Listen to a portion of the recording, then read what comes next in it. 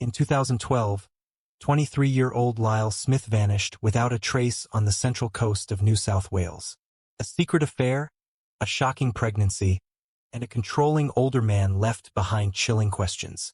Her body was never found, but the truth would emerge years later in devastating detail. On the morning of August 19, 2012, 23-year-old Leisl Smith walked out of her family home on the central coast of New South Wales and was never seen again. The disappearance of this young woman would go on to haunt her family for more than a decade, leaving a trail of questions, suspicions, and heartbreak. To those who knew her best, Leisl was more than just a name in a missing persons report. She was vibrant, energetic, and deeply compassionate. A daughter who shared an unshakable bond with her mother, Christine. Yet beneath the surface of her cheerful exterior, she was trapped in a secret and complicated relationship with an older man, one that would ultimately place her in great danger.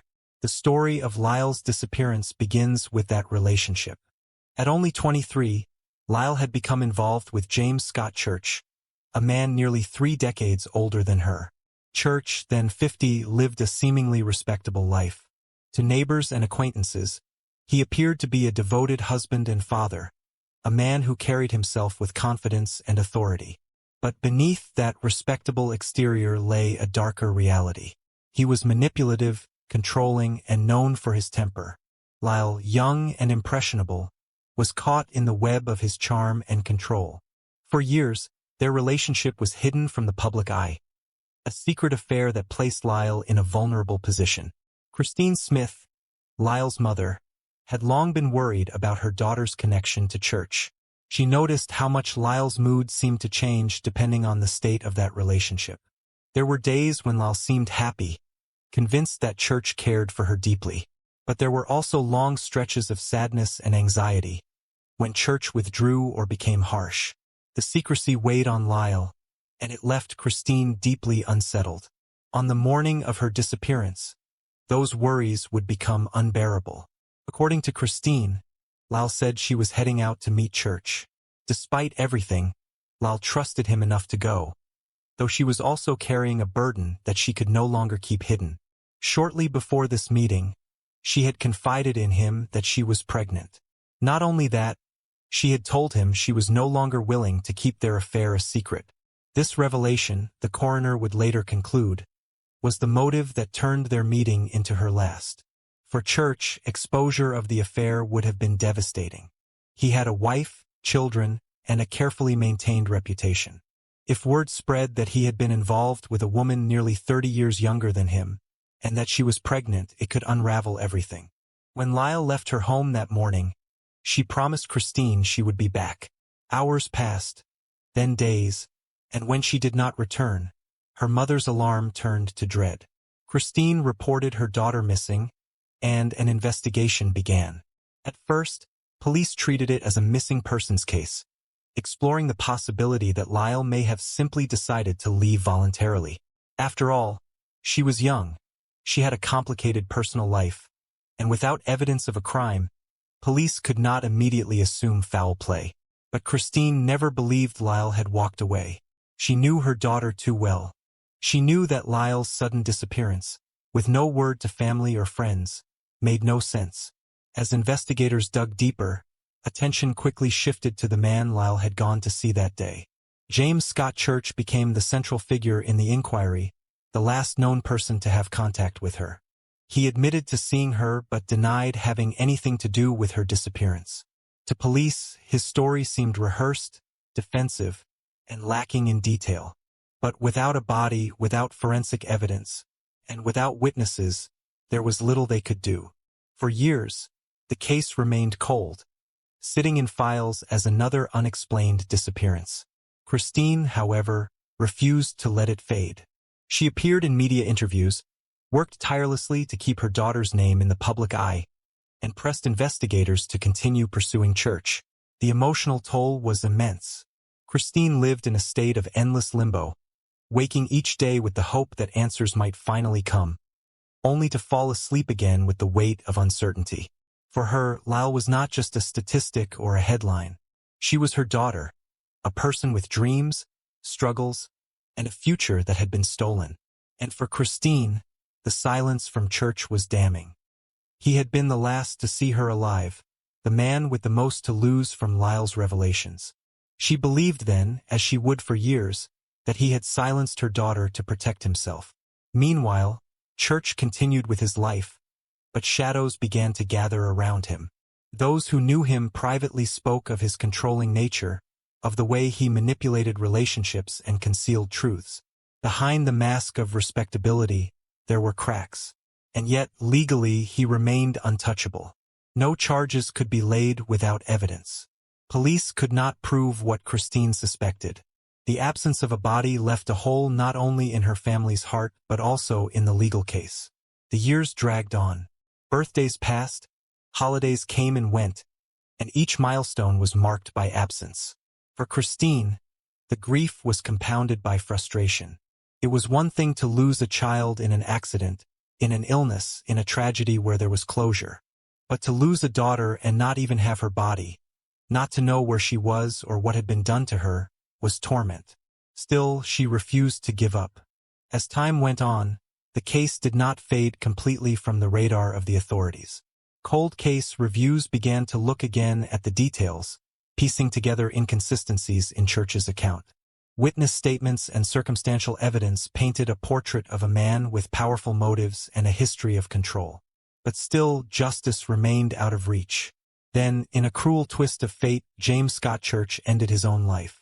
With his death, many feared the truth about Lesl's disappearance had died with him. For Christine, the suicide was a double blow. The man she believed responsible would never face trial, never answer for what he had done, never be forced to account publicly for her daughter's fate. But the story was not finished. Even in death, Church's actions were subject to scrutiny.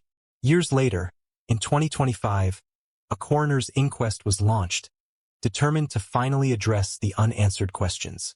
Piece by piece, the inquest built a case, examining Church's relationship with Leisl, the timeline of her disappearance, and the motives he had to silence her. At last, more than a decade after that August morning, the coroner concluded what Christine had always known in her heart. Leisl had been murdered by James Scott Church. The verdict did not bring Leisl back.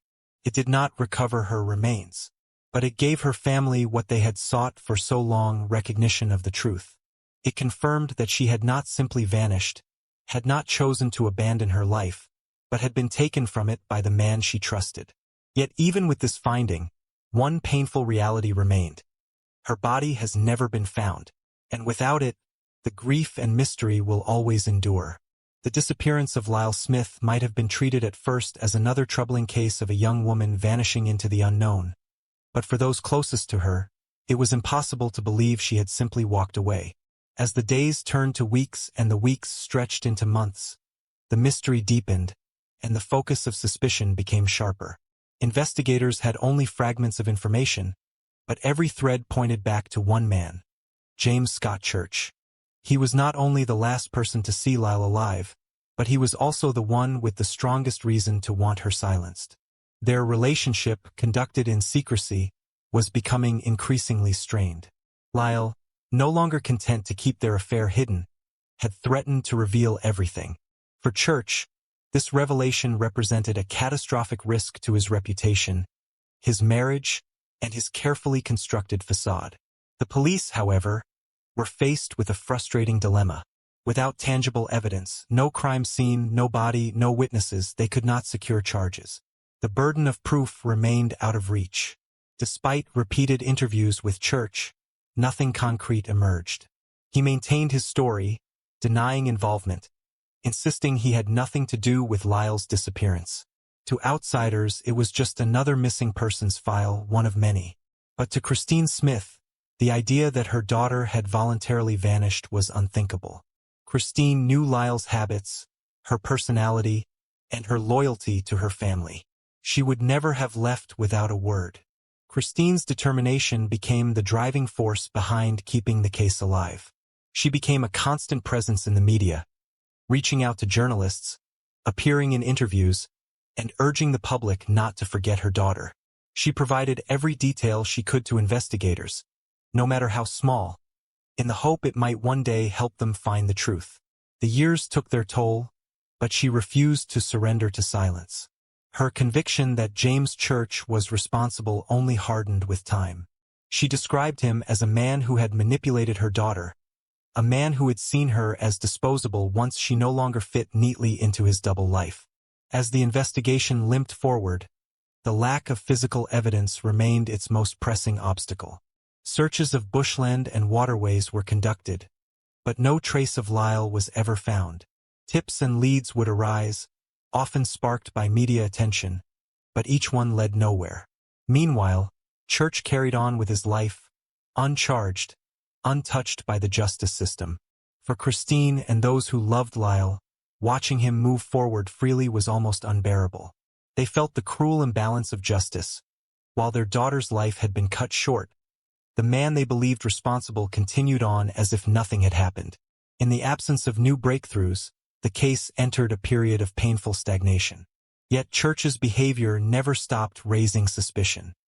His relationships with others were marked by the same patterns of control and secrecy that had defined his treatment of Leisl. In private, he was known to be volatile, his temper simmering just beneath the surface.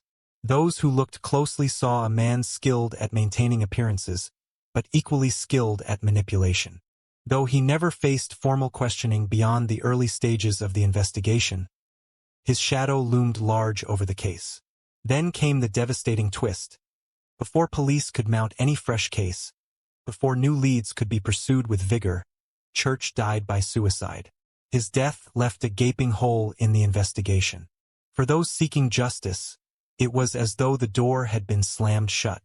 With him gone, any chance of a trial evaporated. The very person who might have answered the questions that haunted Christine and her family had taken his secrets with him. For Christine, the news was both a grim confirmation and a bitter loss. If he had truly been innocent, why would he not have fought to clear his name? His silence, sealed by death, felt like the final cruelty. Despite this, Christine's resolve did not waver. Even with Church gone, she pushed authorities to continue searching for answers. Her daughter's story deserved to be heard, the truth deserved to be documented, and the world needed to know what had happened. She campaigned for further inquiries, pressing for an inquest that might finally bring clarity. In her view, the legal process owed it to Leisl, even if her killer was no longer alive to face justice. Years passed with little progress until the case was re-examined as part of a broader focus on long-term missing persons and unsolved crimes. This renewed attention would eventually bring the story into the coroner's court. The inquest sought to examine not only the circumstances of Leil's disappearance but also the nature of her relationship with Church, his motives, and the likely sequence of events on the day she vanished. Witnesses were called, evidence was reviewed, and for the first time the public would hear the full scope of the tragedy. The coroner's hearings revealed a grim picture of coercive control and psychological manipulation. Testimonies painted Church as a man who thrived on secrecy, who exercised power over vulnerable women, and who grew dangerous when threatened with exposure. Friends of Leisl recalled her conflicted emotions, her desire to break free from the toxic entanglement, and her fear of what might happen if she did. These accounts reinforced what Christine had known instinctively, that her daughter's disappearance had not been a voluntary act, but a silencing. As evidence was pieced together, a chilling narrative emerged. Leisl, young and trusting, had placed her faith in a man who saw her not as a partner, but as a liability once she threatened his carefully guarded world. The timing of her disclosure about pregnancy, coupled with her plan to expose their affair, coincided with the very day she vanished. The conclusion became unavoidable. Leisl had been murdered. The precise method and location remained hidden, locked away forever in the silence of a man who refused to speak. But the motives were clear. Church's fear of disgrace, his desire to maintain control, and his unwillingness to allow Leil's voice to upend his life led him to the ultimate act of violence. The coroner's final findings, delivered in 2025, brought a measure of resolution. They confirmed what Christine had always believed. Leisl had been killed by Church. Yet the relief was tempered by lingering pain. The absence of a body meant that her daughter's physical presence remained lost, her remains unrecovered. For Christine, it was like having a door half closed. The truth had been recognized, but the closure she longed for remained just out of reach. The ruling also highlighted a broader issue: the hidden epidemic of domestic violence and coercive control. Lesl's case was not an isolated tragedy but part of a wider pattern of abusive dynamics that end in silence and loss. The story became a rallying cry, a reminder of the dangers that lie in secrecy, and a call for greater awareness and action. For Christine, it was also a testament to persistence. Her refusal to let the case fade, her unrelenting demand for justice, had ensured that her daughter's voice was not lost. Even with the findings, the inquest could not erase the haunting questions. Where was Lesl's body? What final moments had she endured? And why had no one been able to stop the tragedy before it unfolded? These questions lingered, echoing through the years, leaving Christine with the bittersweet knowledge that while the truth had been spoken, it had arrived too late to save her daughter. The conclusion of the coroner's inquest in 2025 brought to the surface truths that had been buried for more than a decade, but it also underscored how incomplete justice can feel when the person responsible is no longer alive to be held accountable. For Christine Smith, hearing the coroner declare that her daughter had been murdered by James Scott Church confirmed what she had known in her heart since the first day Leisl failed to come home. Yet it was a moment marked as much by sorrow as by vindication. The words were powerful, but they could not bring her daughter back, nor could they replace the years of silence, anguish, and unanswered questions. What the inquest gave Christine was not the closure of a trial, not the sight of a perpetrator facing consequences, but a validation of her fight, a recognition that her relentless pursuit of the truth had been right all along. The story of Lesl's disappearance, however, does not end with the coroner's ruling. It lives on in the unanswered questions, in the pain of not knowing where her body lies, and in the lessons that ripple outward about domestic violence, coercive control, and the unseen dangers of secret relationships. Christine has spoken openly about the torment of not being able to lay her daughter to rest. The rituals of grief, funerals, memorials, a final resting place, were denied to her family. Every day, she wakes with the knowledge that somewhere, in some place she may never find, her daughter's remains rest hidden. That absence is a wound that cannot heal, one that transforms the coroner's conclusion from final justice into an incomplete narrative, forever missing its final chapter. For investigators, the case also stands as a reminder of the challenges they face when physical evidence is absent. From the earliest days, police suspected foul play, but the lack of a crime scene or body meant they could not move forward with charges. Without that evidence, Church was able to live the remainder of his life unpunished, his secret actions only revealed after death. This pattern is not unique. Across Australia and the world, families of missing persons struggle against the same frustrations when the justice system cannot act in the absence of tangible proof. In Lesl's case, persistence by her family and dedicated investigators ensured the truth eventually emerged. But for many others, the answers never come. Church's death by suicide added another layer of cruelty. It left him beyond the reach of the courts, beyond the reach of cross-examination, beyond the chance to hear the voices of those he had hurt. For Christine, it robbed her of the moment she had long envisioned, the chance to see him confronted with his actions, to hear him admit or deny in a courtroom what she already knew in her heart. His silence left her to piece together the story through fragments, witnesses, and circumstantial details. It was enough for the coroner, but it was not enough to quiet the ache of injustice. The story of Leisl Smith has since become part of a wider national conversation about coercive control and intimate partner violence. Advocates point to her case as an example of how young women, even those surrounded by loving families, can fall prey to manipulative partners who exploit secrecy and vulnerability. Lesl's relationship with Church was conducted in the shadows, concealed from many, and that secrecy gave him the power to control the narrative. It is a pattern seen in many abusive relationships, where isolation and control are the tools of dominance. The tragedy of her disappearance and presumed murder demonstrates the urgent need for awareness, education, and stronger protections against such abuse. Christine's role in keeping her daughter's story alive cannot be overstated. Over the years, when official interest in the case waned, It was her persistence that brought it back into focus. She gave interviews, she worked with media, she reached out to police again and again. Her refusal to accept silence was what carried the case forward to the point of the inquest. In many ways, Christine's fight is not only for her daughter, but for countless other families in similar positions, fighting against the indifference that so often greets long-term missing persons cases. Her struggle highlights the resilience of those left behind, the strength required to demand justice when the system seems unable or unwilling to deliver it. The coroner's findings, though limited by the absence of a trial, were nonetheless historic. They placed on the record an official acknowledgement of what happened: that Leisl was murdered, that James Scott Church was responsible, and that her disappearance was not a voluntary act but a violent crime. This acknowledgement may seem small compared to a conviction, but for families like the Smiths, it is a lifeline. It validates their grief, it clears the shadow of uncertainty, and it ensures that their loved one's story is not misinterpreted as abandonment or disappearance by choice. Yet, the human dimension of this tragedy extends beyond legal findings. It lies in the empty chair at Christine's table, in the birthdays never celebrated, in the milestones missed. Leisl was only 23 when she vanished, an age when her life was just beginning. She might have gone on to pursue dreams, careers, relationships, perhaps motherhood of her own. All of that was taken from her in an instant, stolen by a man who valued his own reputation more than her existence. The brutality of that act reverberates through time, reminding all who hear her story of the fragility of trust and the devastating consequences of abuse.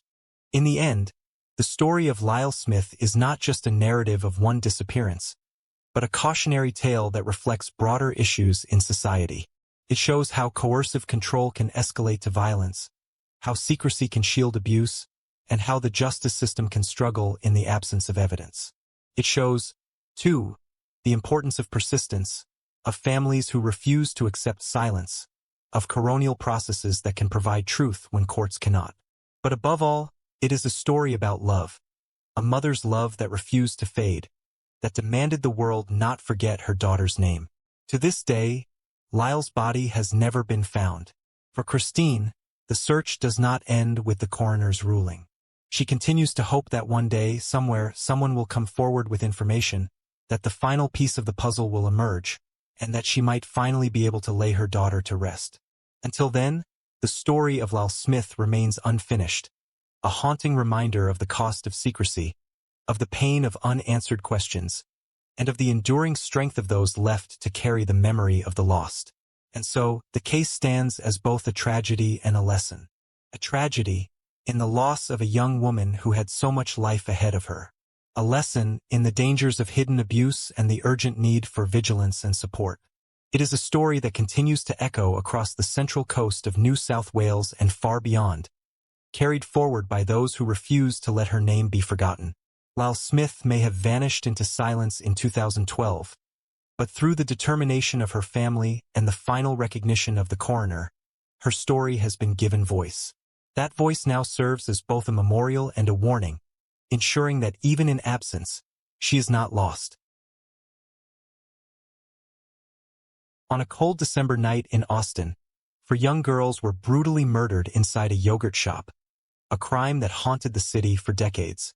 Families demanded answers, investigators chased shadows, and only years later, a shocking truth emerged. This is the story you cannot turn away from. Austin, Texas, December 6, 1991. A chill rolled through the city as the evening hours slipped into night. The small frozen yogurt shop on West Anderson Lane was preparing to close its doors, unaware that it was about to become the scene of one of the most haunting crimes in Texas history. For the 4 girls inside, the night began with laughter, routine, and ordinary teenage plans. None of them could have known that within hours, their lives would be cut short by a darkness no one could yet explain. The yogurt shop was quiet that evening, business slowing as closing time approached. Behind the counter, 17-year-old Jennifer Harbison and her co-worker, Eliza Thomas, were finishing up their final tasks. They had worked together many times before, and the routine was familiar: wipe down the counters, empty the machines, prepare the register. Both girls had become comfortable with the responsibility of closing the store late at night. It was a simple job in a simple place, but on that night, the ordinary routine would serve as a cruel trap. Waiting nearby were Jennifer's younger sister, Sarah, just 15, and Sarah's best friend, Amy Ayres, only 13 years old. The two weren't employees, but they came along to keep their older friends company and to spend time together before heading to Sarah's home for a sleepover. Their energy and giggles filled the quiet corners of the store. For the younger girls, the night seemed harmless, just another evening spent with the people they trusted the most.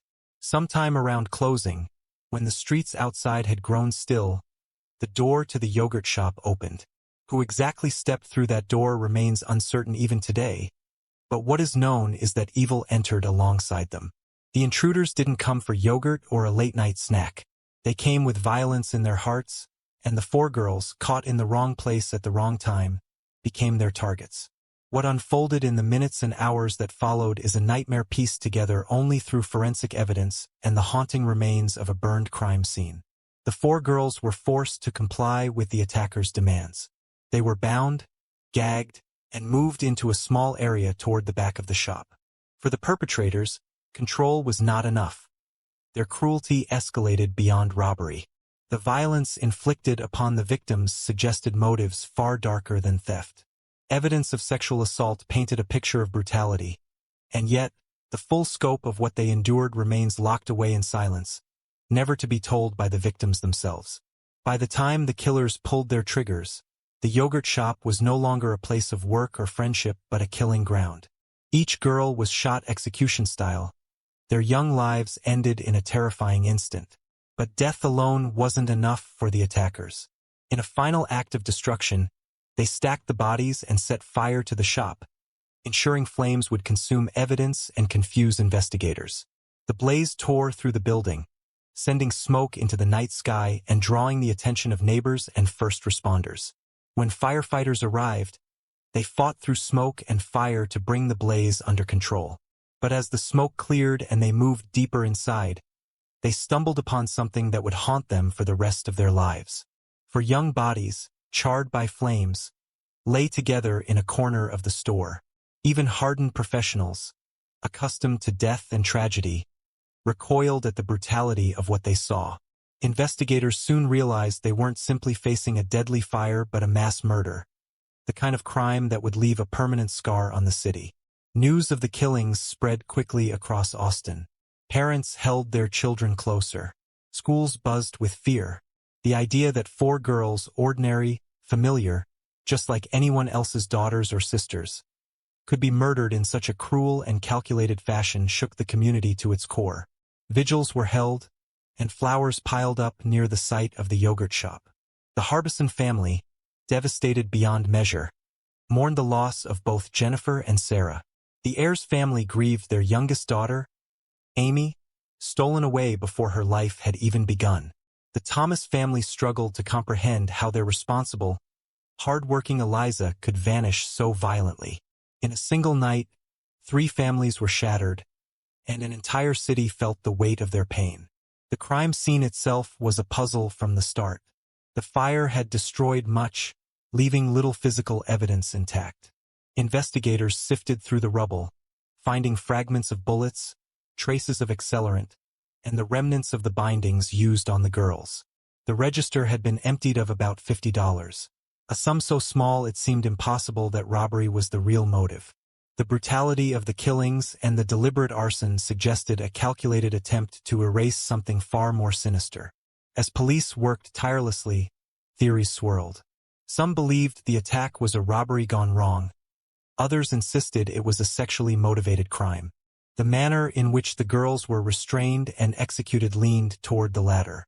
But without solid leads, the case began to slip into uncertainty. Detectives knocked on doors, questioned potential witnesses, and looked into known offenders in the area. But nothing seemed to bring them closer to the truth. The pressure was immense. The city demanded answers. Families needed closure.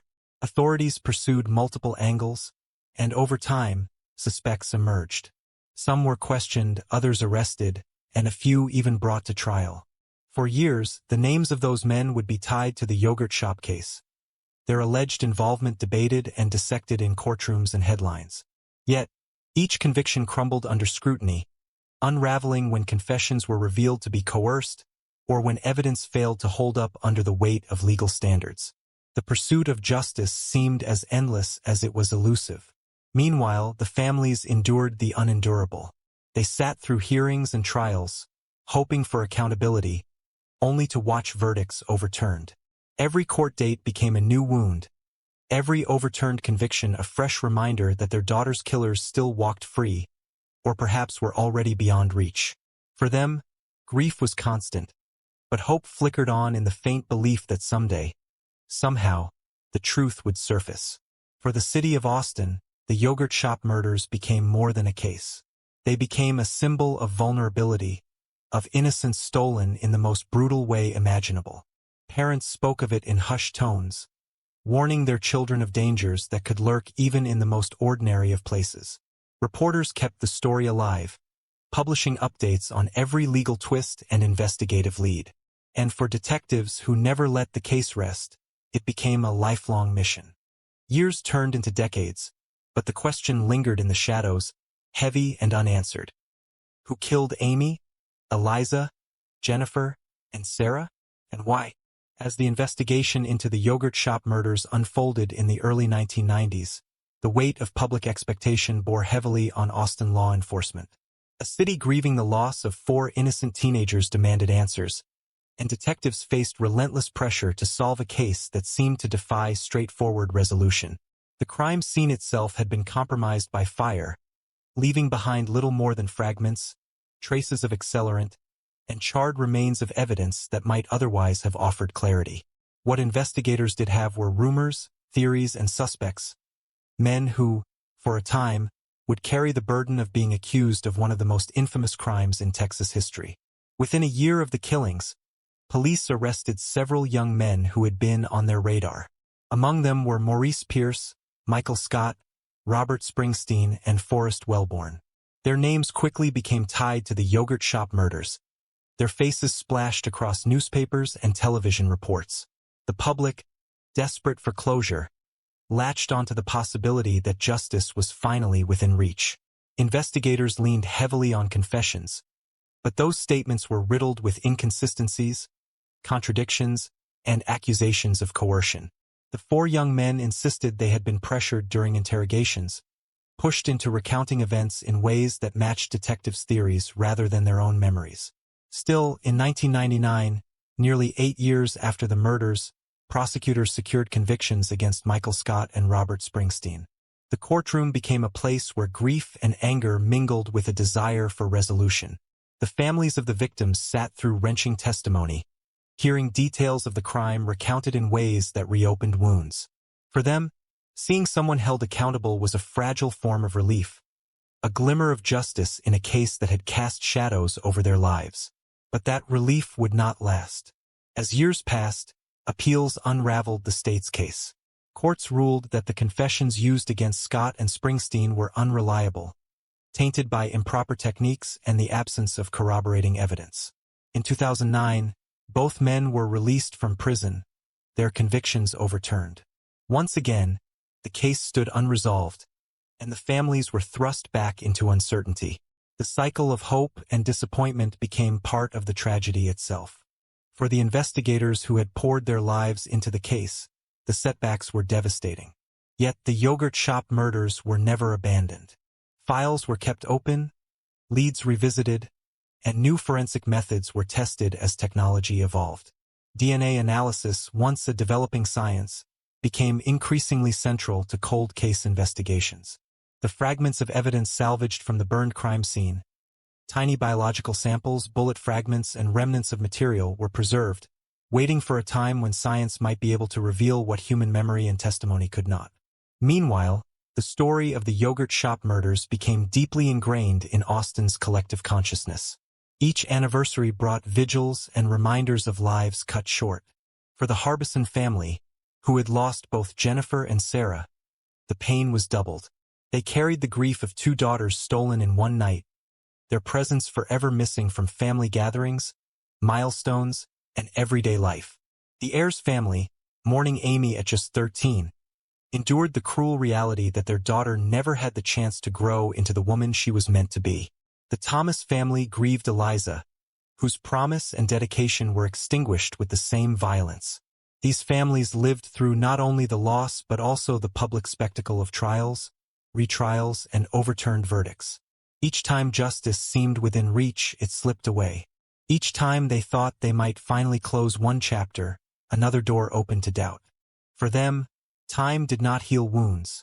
It only made the absence of answers more unbearable. By the mid-2010s, cold case units across the country began to revisit unsolved crimes with fresh eyes. Advanced DNA testing had already exonerated wrongly convicted individuals and identified perpetrators in cases long thought unsolvable. The yogurt shop case became a candidate for such testing, though expectations were tempered. The fire had destroyed so much, and whatever remained had been handled, stored, and re-examined countless times over decades. Still, investigators believed that even the smallest trace could hold the key. In the years leading up to the eventual breakthrough, detectives scoured the background of the previously accused men. While suspicion lingered in some circles, the evidence to convict them simply wasn't there. The case files contained countless interviews, false leads, and tip lines that had gone cold. It seemed possible that the true killer or killers had escaped notice entirely, perhaps leaving Austin behind that very night. The brutality of the crime suggested someone with a history of violence, not a first-time offender.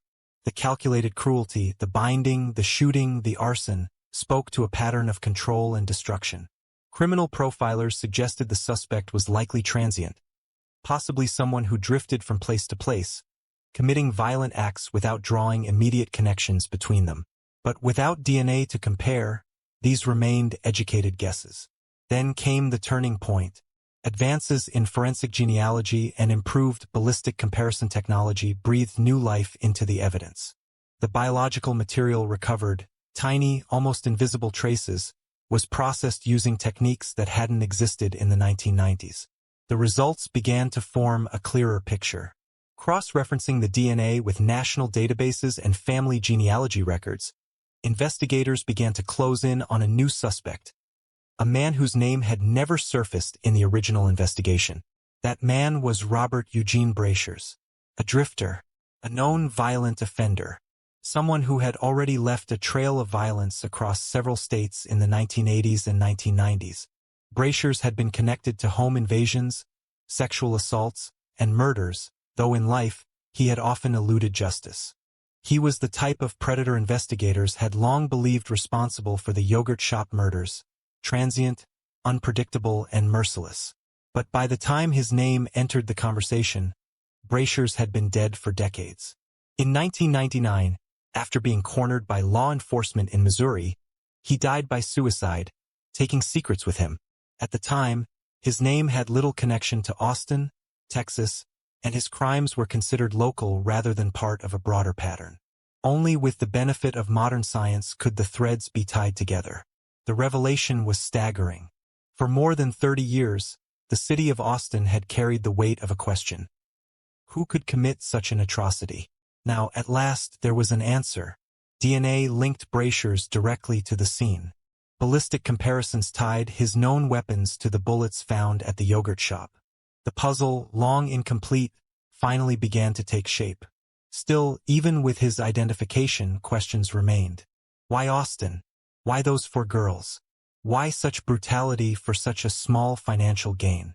Investigators suggested motives ranging from sexual assault to sadistic thrill-seeking, but no single explanation could capture the horror of what was done. For the families, knowing his name did not erase their grief, but it did bring a form of closure. At long last, the faceless evil they had confronted for decades had a face, a history, and a name. The city of Austin reacted with a mix of relief and sorrow.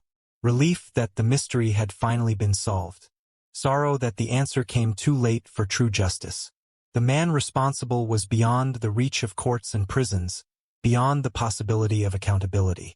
What remained was the truth. Cold, undeniable, and final. For the victims' families, it was both a gift and a wound. They had carried their daughter's memories for more than 3 decades, and now, they finally knew who had taken them. But knowing did not mean healing. It only underscored the depth of their loss, the years of uncertainty, and the reality that justice, though named, could never be fully served. The revelation that Robert Eugene Brasher's was the man behind the yogurt shop murders did not arrive with celebration. It came quietly, in press conferences where detectives carefully laid out the evidence, in interviews where families sat with tears in their eyes, and in headlines that reopened wounds which had never really closed. For Austin, the announcement was both an ending and a reminder of just how deep the scars ran. The city had waited more than 3 decades to put a name to the faceless monster who had haunted it since 1991. And when that name came, it was attached to a man already long gone. A man who had chosen his own death over accountability. Investigators presented their findings in measured tones, describing how forensic genealogy and ballistic comparisons linked Brasher's beyond reasonable doubt to the yogurt shop scene. They explained his criminal past, his transient lifestyle, and his record of violent assaults stretching across states. For many, the puzzle pieces finally seemed to align. He had the means, the history, and the cruelty necessary to commit the crime. Yet there was no arrest, no trial, no day in court where families could stand and face the man who had taken their daughters. Justice had been denied by time itself. For the Harbison family, the news stirred conflicting emotions.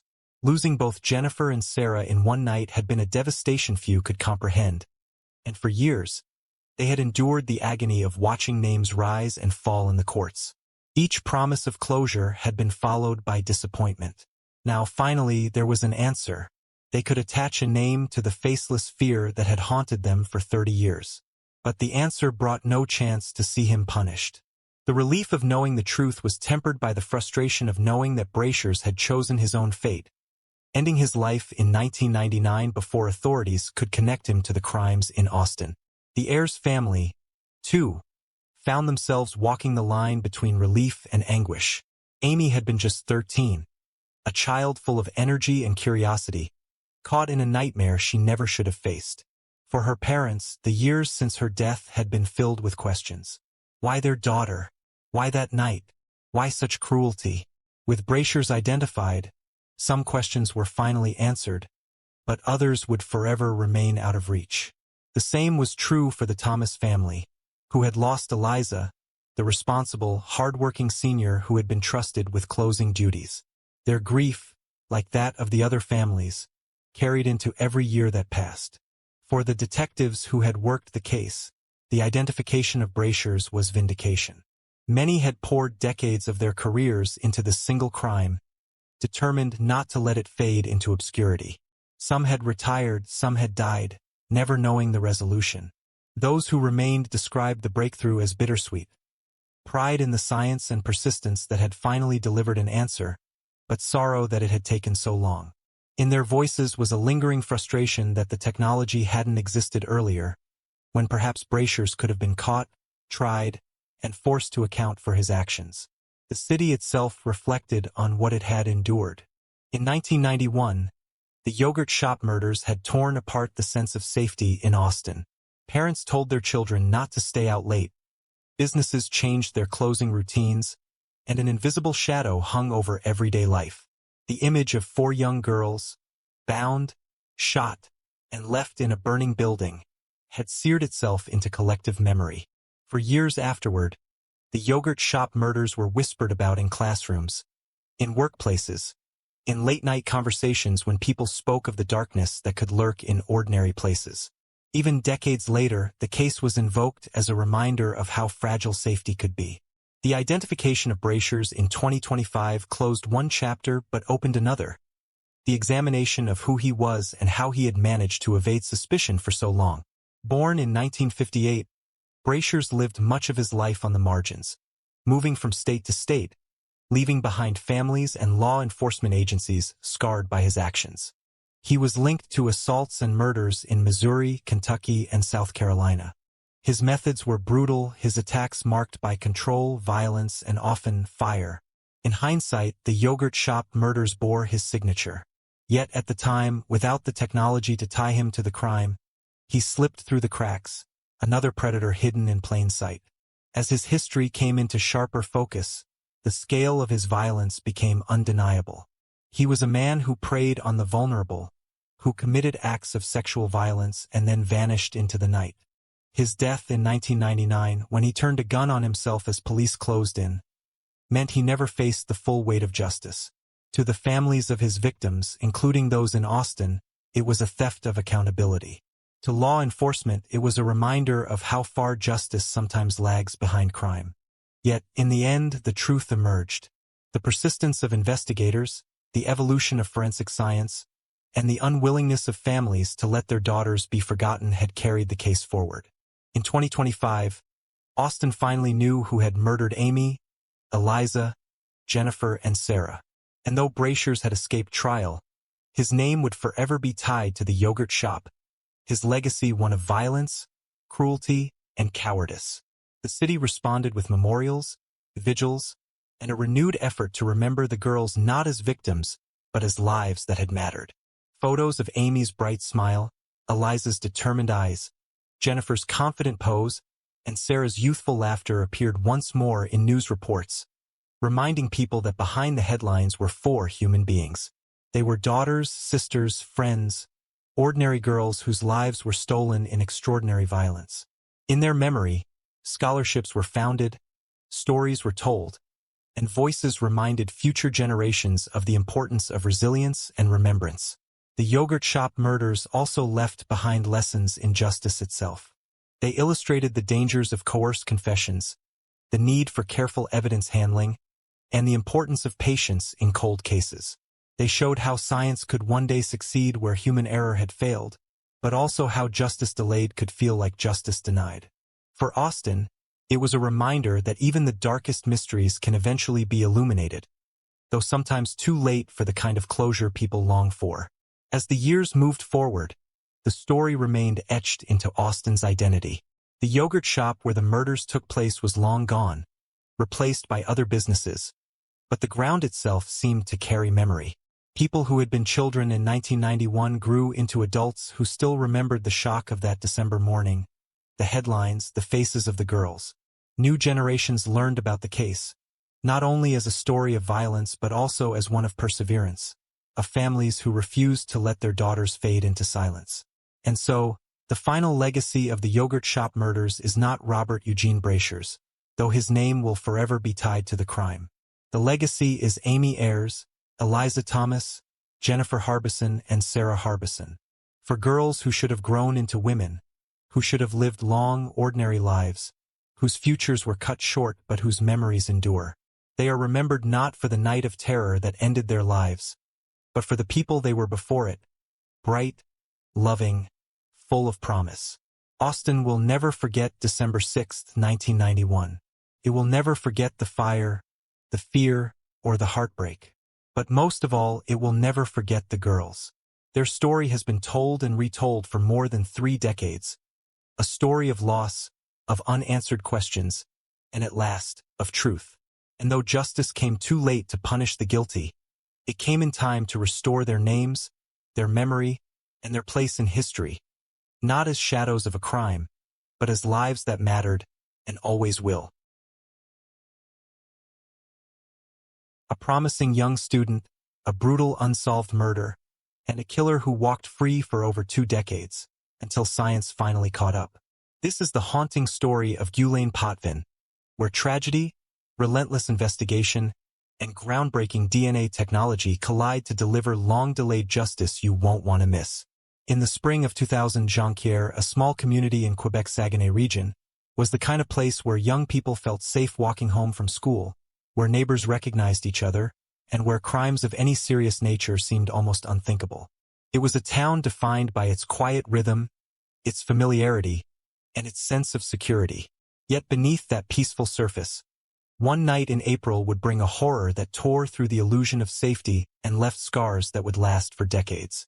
At the center of it all was a 19-year-old woman named Guylaine Potvin, a college student described by those who loved her as someone who embodied warmth, optimism, and determination. Guylaine was studying at a local junior college, pursuing her education with enthusiasm.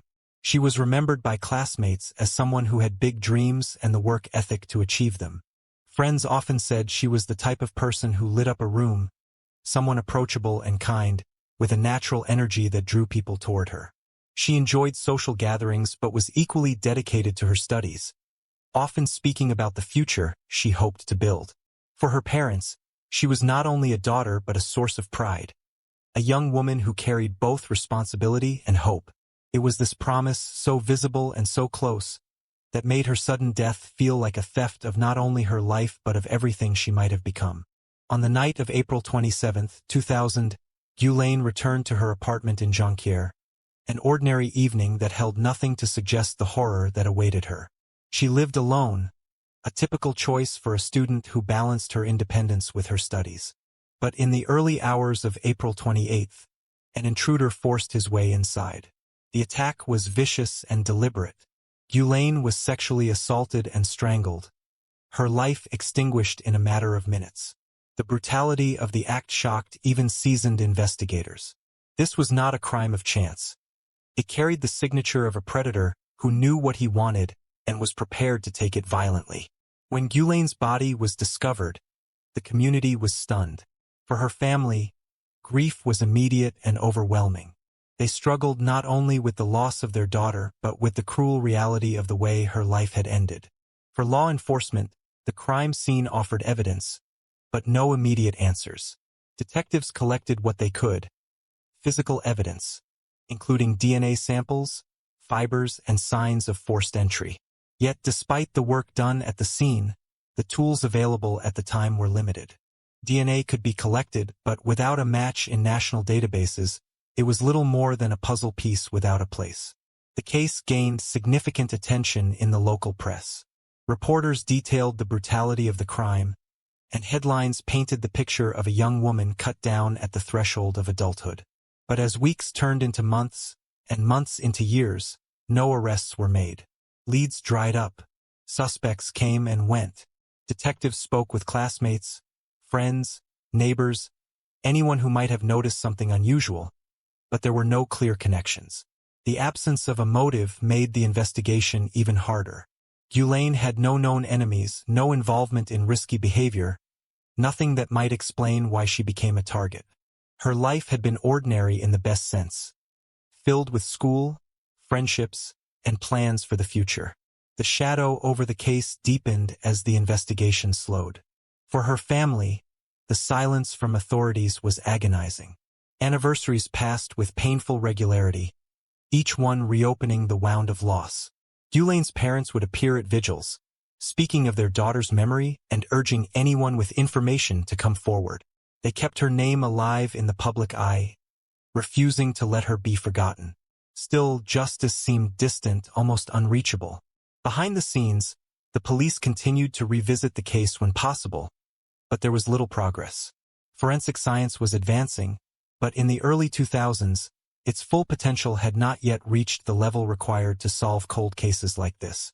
Investigators had the DNA of the perpetrator but no identity to link it to. It was like holding the answer in hand, but in a language that could not yet be understood. Meanwhile, the man responsible for the crime, Marc-André Grenin, moved forward with his life. At the time of the murder, he was 27, an adult who had no personal connection to Guylaine. He was not a friend, a classmate, or a colleague, just a man who had chosen her as a target. Grenin's background was not marked by public notoriety. He blended into society, appearing ordinary to those who knew him. He worked, built relationships, and continued day-to-day life while the secret of his violence remained hidden. To the outside world, he was unremarkable, but privately, he carried the shadow of his crime.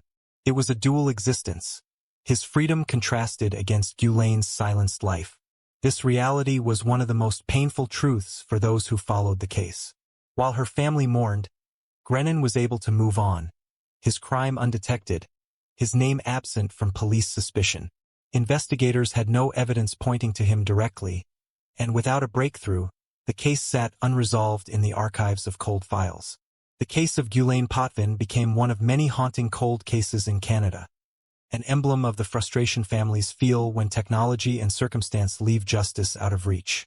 Still, The persistence of her family and the memory of her life meant the case was never fully forgotten. Detectives, too, carried the weight of an unsolved murder, aware that somewhere a killer had walked free while a family waited for answers. As the years passed, advancements in forensic DNA analysis began to change the landscape of criminal investigations. Across North America, cases once considered unsolvable were being revisited with new methods, some drawing on expanded databases, others using genetic genealogy to trace suspects through family lines. By the late 2010s, this wave of science-driven breakthroughs was offering fresh hope to cold case detectives. In Ontario, specialized projects were launched to re-examine unsolved crimes using the latest techniques, casting a wider net for suspects who once believed themselves beyond the reach of justice. For the Potvin family, who had endured more than 2 decades of silence, the possibility of closure seemed almost unimaginable. But in 2022, technology would finally give voice to the evidence collected all those years ago. The DNA profile left behind at the crime scene was reanalyzed, this time with tools powerful enough to identify its source. The match was clear. Marc-André Guylaine, now in his late 40s, was finally unmasked as the killer. The revelation did more than solve a case. It shattered the illusion Guylaine had lived under for 22 years.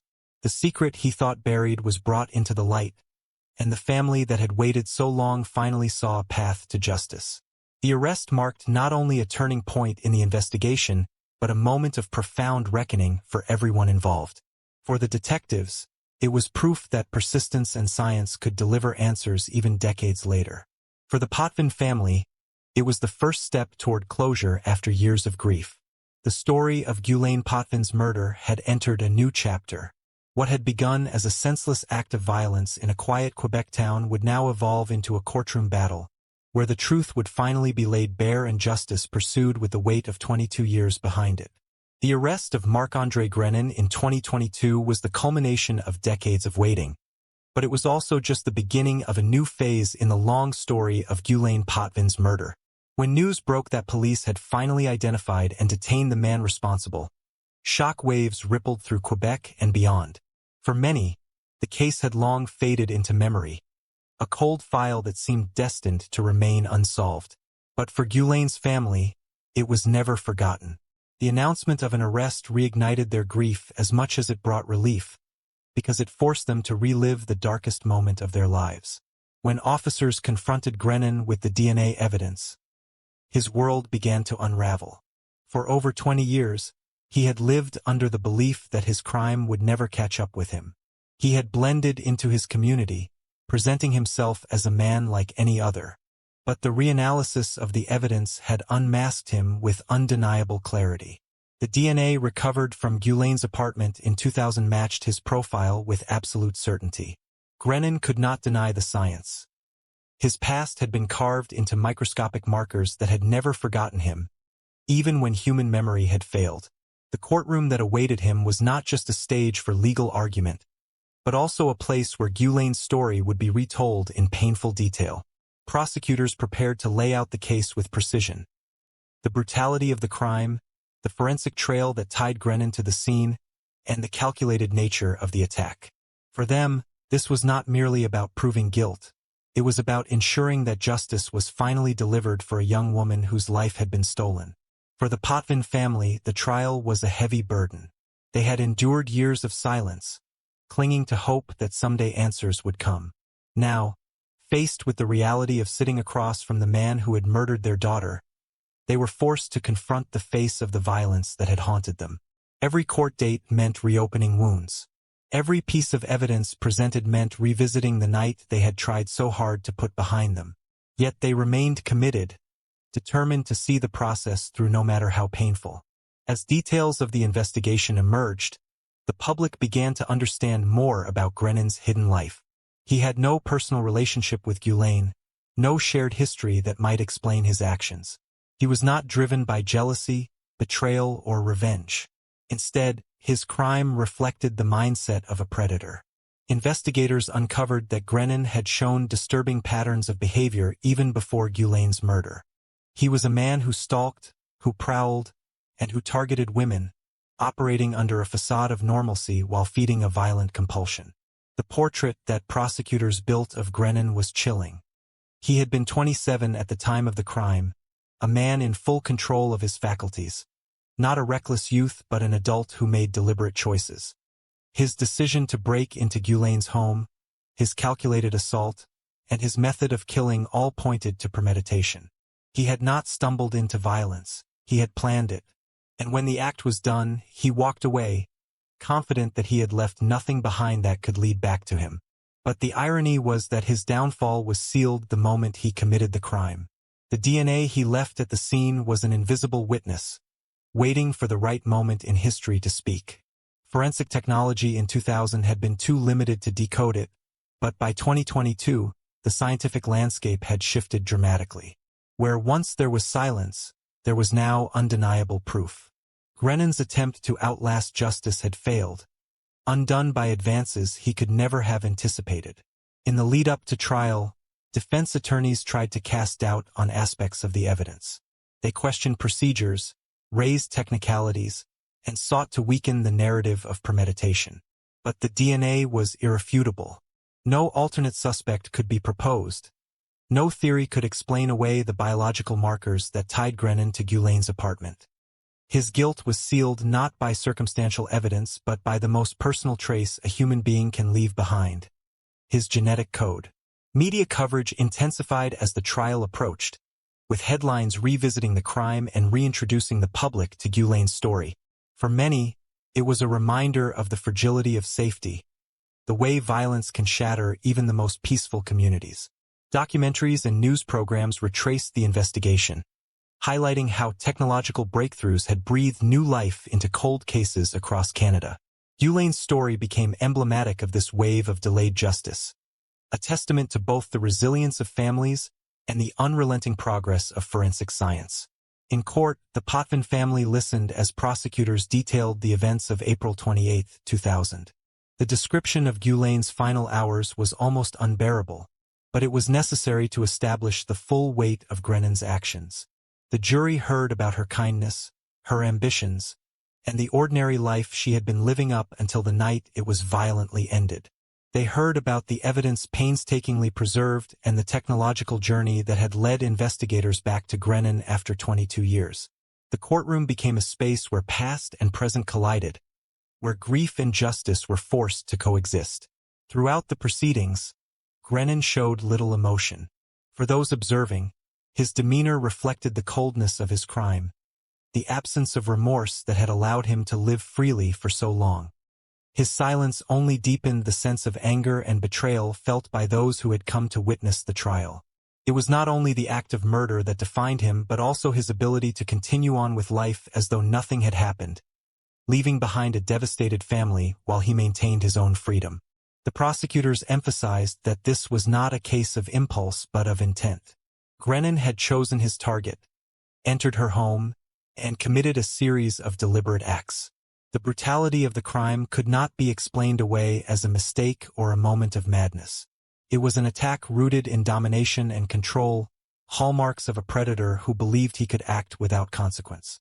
The trial was not only about establishing guilt, it was also about giving Guylaine a voice after decades of silence.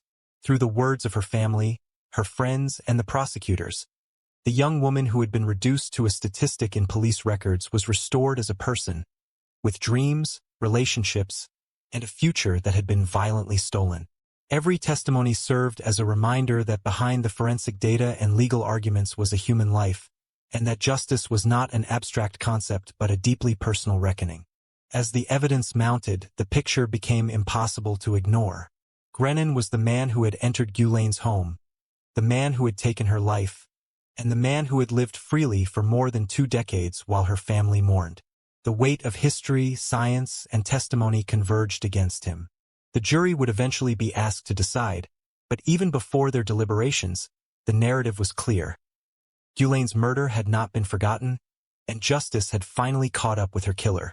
The final stage of the case against Marc-André Guylaine unfolded in the courtroom with the weight of 2 decades pressing down on everyone present. For the jury, their responsibility was enormous. to deliver a verdict that would not only define Grennan's future but also determine whether Guylaine Potvin's family would finally see justice after 22 years of torment. Every piece of evidence, every testimony, and every detail that had been preserved since the year 2000 was now assembled into a single narrative. The moment had come to decide whether the man sitting at the defense table would be held accountable for the murder that had haunted a family and a community for so long. The prosecution delivered its closing arguments with a clarity born of certainty. They reminded the jury of the brutality of the crime, the deliberate nature of Grennan's actions, and the unshakable proof provided by the DNA evidence. They spoke of Guylaine's life, her youth, her aspirations, the ordinary dreams that had been stolen in a moment of predatory violence. The prosecution's message was simple yet devastating. This crime was not the result of chance, nor was it an accident. It was the calculated act of a man who had chosen his victim and believed he could escape responsibility. For the defense, the challenge was immense. The science was indisputable. The DNA left behind at the crime scene tied Grennan to the murder with absolute precision. No amount of legal maneuvering could erase that fact. Their strategy relied on raising doubts about the interpretation of intent, attempting to paint the crime as something less than premeditated. They suggested alternative possibilities, hoping to weaken the jury's sense of certainty, but their arguments were overshadowed by the gravity of the evidence. As the jury retired to deliberate, the courtroom sat in tense silence. For Guylaine's parents, the weight was almost unbearable.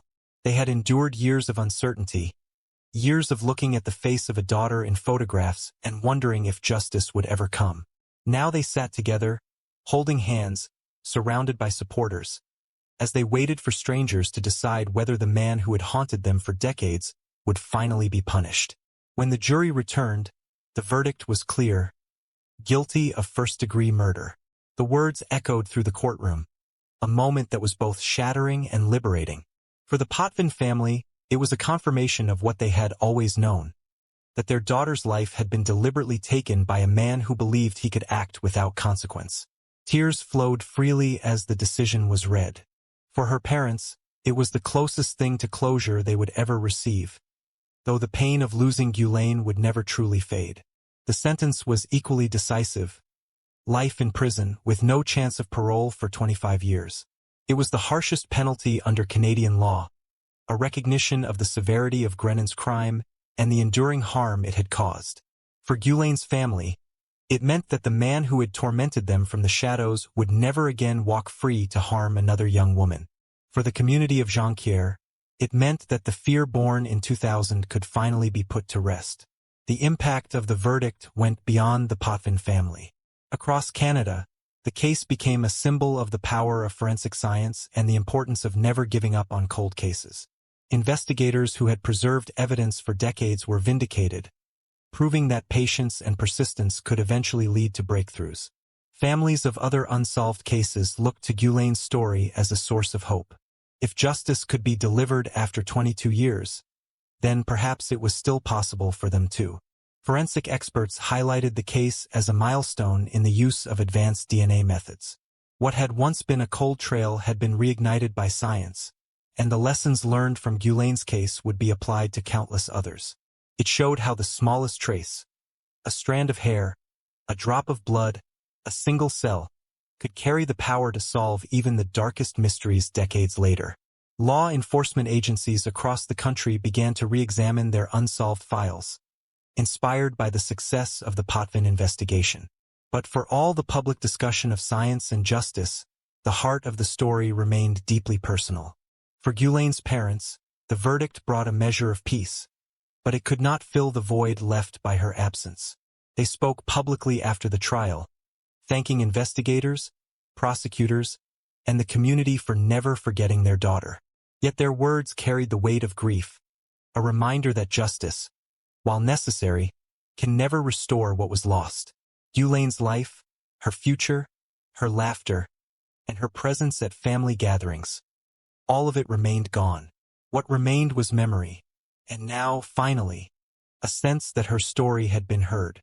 Grennan, for his part, showed no visible remorse even after the verdict. He sat silently, his fate sealed, as the weight of the law came down on him.